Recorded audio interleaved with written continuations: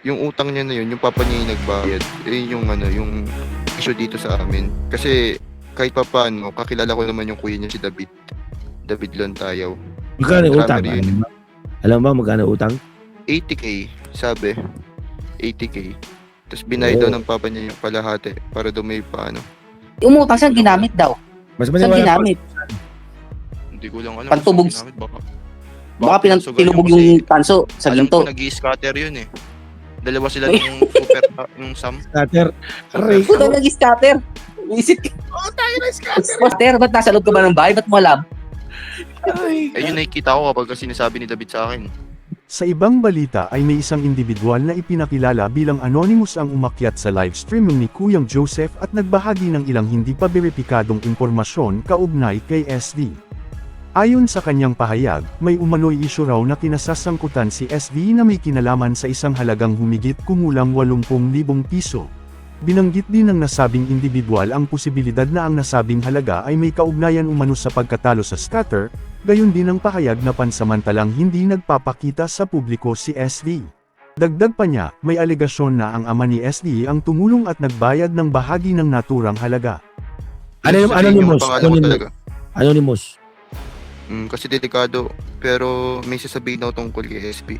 Ikaw si Anonymous. Bali. Okay, go ahead, Anonymous. 2 years pa lang kasi kami magkakilala ni SB. Bali, hindi kami malapit masyado pero magkapit-bahay kami kaya kilala ko yung anak niya si Billy. Yung singer. Bali, may sasabihin ako pero kinakabahan ako. Baka mamaya makilala ko kaya hindi na magpapakilala. Okay lang ba? Boses. Kung boses lang ako siya, go ahead. Okay lang yan. Huwag kang matakot Boses dyan. lang. Anong gagawin ng tao na yan? Bullshit na yan. Hindi Kalokohan kasi ng tao. marami kasi talagang connection yun. Totoo yung sinasabi niya na marami siyang connection about sa MP. Oo, totoo yun. Pero may mga baho siyang ibubulgar ko ngayon. It's a So, prank. Okay, go ahead. Ayun nga, tungkol nga sa utang niya, may ipinag-utangan kasi siya dito. Bali, hindi ko sabihing wanted siya pero 2 days na siyang 2 days na siyang hindi daw umuwi sa kanila. So, yung issue ngayon dito sa amin, yung papa niya is yun yung nagbayad ng utang. Si Uncle Johnny, yung pastor. Okay. So, yung utang niya na yun, yung papa niya yung nagbayad. Yung issue dito sa amin. Kasi kahit papaano, kakilala ko naman yung kuya niya si David. David Lontayaw. Magkano yung utang? Drummer yun. Alam mo magkano utang? 80K, sabi. 80K.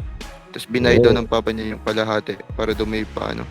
Kasi si SB talaga is may business daw talaga yan. Bali, may clothing line daw yan. Pero di ko lang alam kung saan niya ginamit yung pera. Kung may Bakit clothing hindi line na siya, ako na lang, real talk lang tayo ha. Kung may clothing line siya, dapat pinapromote niya ngayon. Tama ako mali. Kaya nga eh. Yun nga eh. Pero may clothing line daw yan sila magkakapatid. Okay. Gesture, yung pangalan Gesture Philippines. Sa Taguig lang sa Bikutan. Taga-Taguig yan si SB, kapitbahay namin. Kaya nga nasa akin yung address niyan eh. Pati nga itong mga papel na hawak ko, ito yung mga Marami kaso din nangyari. nakakaaway dito. Yung mga kay Casimero, ito lahat to. Ito. Oo. Matagal na yan yung kay Casimero. Matagal na yan. Meron pa siya nakaaway dati na boksingero pero hindi lang nalabas sa YouTube. Before yung kay Casimero. Pero yung Ang balit- boksingerong yun, wala na. Laos na yun ngayon eh. Nakalimutan ko yung pangalan pero may nakaaway yan noon. Pero maraming issue yun ngayon sa SB dito sa amin. Yun na nga, yung utang niya. Pati meron pa daw. Ewan ko kung bati na sila ng asawa niya ngayon eh. Pero may issue yun silang dalawa ng asawa niya. Parang yung asawa niya ngayon, yung mataba. Di ko alam pangalan nun eh. Si Parang may anak daw sa iba. SB may Sapina. At si SB may blatter galing sa akin. Oo, maraming maraming blatter yun. Daming issue nun dito, daming nakakaaway dito nun. Parang kasing taas yung tingin niya sa sarili niya dito. Tama. Pero Tama. marami ka siyang connection kaya siya ganun eh. Kung Siya ang connection, naging- hindi yan ganun. Siya ang naging untouchable eh. Akala niya untouchable siya. Parang lumaki yung ulo niya nung marami siyang connection. Correct. Hindi Ang naman tanong ko, tingin mo alam niya ng Sir SJ niya at si Pacman? Or no? Hindi ko lang alam. Pero sabi kasi nila marami daw talagang connection sa S. Dati nakasuhan na yan, tas may abogado daw sa MP. Tinulungan daw siya. Nakasuhan na yan ni Kibuloy. Yes. Hindi ko alam. Basta may sinabi sa amin, may nakasuwa na daw yan. Kasi sikat yan si SB sa amin dito. Kumbaga, Sikat. hindi sikat na Oh, ano, hindi sikat na fans. Sikat na sa Ano- issue. Sa maganda, sa pangit na paraan, yes. Oo, kasi marami to talagang issue yan. Yun na nga, lumutang ngayon yung utang niya. Sa ako lang rin nalaman, kanina lang rin. Alam mo ba, may boxer yan na kinuha niya yung pera, hindi na binalik sa boxer? Hindi ko lang rin alam ko yung. Hindi ko na-expose Pero siya. alam ko Matagal na na. ano na may mga boxer yan kasi dun yan sa gym lagi sa taas eh. Ito nga eh. Ito ang hula namin eh. Mismo yung biktima na ginamit nila kay Casimero yung babae. Kinuwartahan nila. Bakit? Kaya nga lumapit yung babae sa amin dahil bakit? Nagreklamo, hindi siya inaabutan na ng pera. Sino yung kumukuha? Si Silver Boys. Oh. Alangan ba naman si Sherwin? Kailan nangyari yun? Ang dami Anak palang ng- issue. So my God, man. Bakit lalapit ang biktima sa amin? Anong kwento? Pera.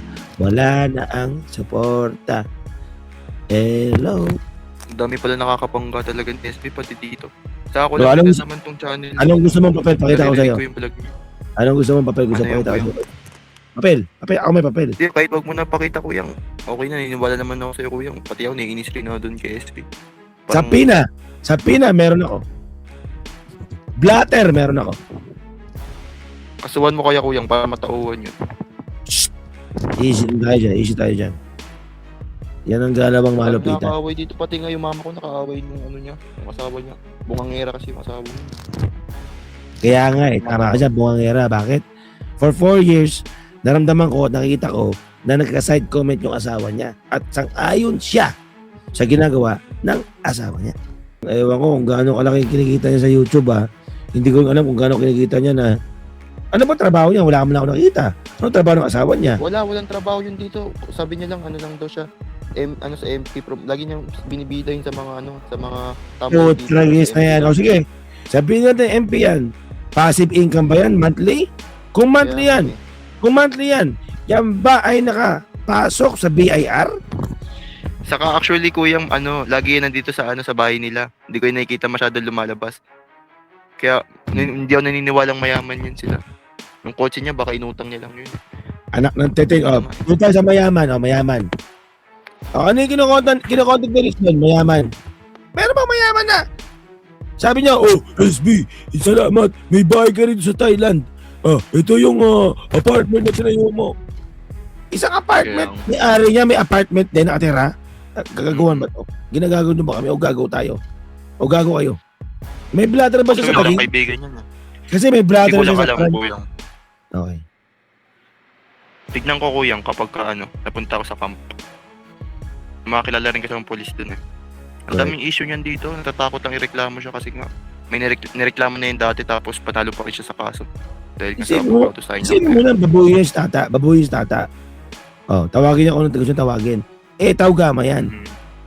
Babuyin si Jason. Sino ba si Jason? Alpha Caparo yan.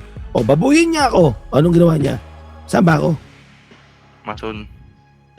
Di ba? Wala siyang pinili. Ikaw. Lahat Tanong ko ng sa'yo. kapatiran. Ibig ko sa'yo. Sino siya? Sa kapatiran. Wala, kumbaga lahat Nala, kinukuha di niya. ba? Yun lang yun eh. Kuyang linawin ko lang hindi ako kasi meron pan or wala akong alam sa boxing pero gusto ko lang sabihin to kasi ngayon yung nakikita ko yung baho ni SB dito. Kumbaga sinasabi ko lang. Kasi naiinis na rin ako pati yung kapatid niya si David naiinis na rin. Nagkwento nga sa akin kagabi tungkol sa utang. Buti nga si David, lumayo na eh. Sabihin ako kuyang, naalala ko lang. Nakaraang taon pa to eh. May kagawad dito na na dumaan dito sa amin. Itong si SB lumabas. Siyempre si SB, diba, puro yun, yung mga pormahan niya, yung naka-gold, alam mo yun? Yung parang hip-hop. Tapos nag-aangas-angas pa. Hindi niya alam si kagawad yung kausap niya, niya, parang respeto. Kasi nga, anonymous. yung kotse. Ano? Yung kotse ko, yung kotse nila nakapark sa harap. Bawal dun sa harap kasi highway yung harap namin eh. Yung kagawad, pinapaalis yung kotse nila. Itong si SB lumabas. Ang angas. Kumbaga, siya pa yung may marami daw siya connection ganun. Ayun, sa barangay, kinausap. Ewan ko lang ngayon kung okay na sila ng barangay. Umutang siya, ginamit daw. Mas Saan maniwala ginamit? Hindi ko lang alam. Pantubog. Saan ginamit, baka Baka tinubog yung tanso sa Alam ko ginto. nag-i-scatter yun eh. Dalawa sila yung super, yung Sam. Scatter. Aray Puta, ko. nag-scatter. Isit ka. Oh, tayo na scatter. Kasi, isit ka. Hindi ko lang alam. Tayo na. Pag nalaman mo kung sino ka, Ayun yung babalik. nakikita ko. Scatter, ba't nasa loob ka ba ng bahay? Ba't mo alam? Aray. Ayun yung nakikita ko kapag sinasabi ni David sa akin. Kumbaga, parang Sinasabi ni nag-i-scatter. Pero yung si Sam talaga, yun daw yung addict sa scatter talaga. Si SB daw, parang nakikita niya lang doon nag-i-scatter. Ewan ko ba tinuruan ni Sam. Sa ngayon ang mga ito ay pawang alegasyon lamang at wala pang opisyal na pahayag o kumpirmasyon mula sa panig ni SD o sa kanyang pamilya.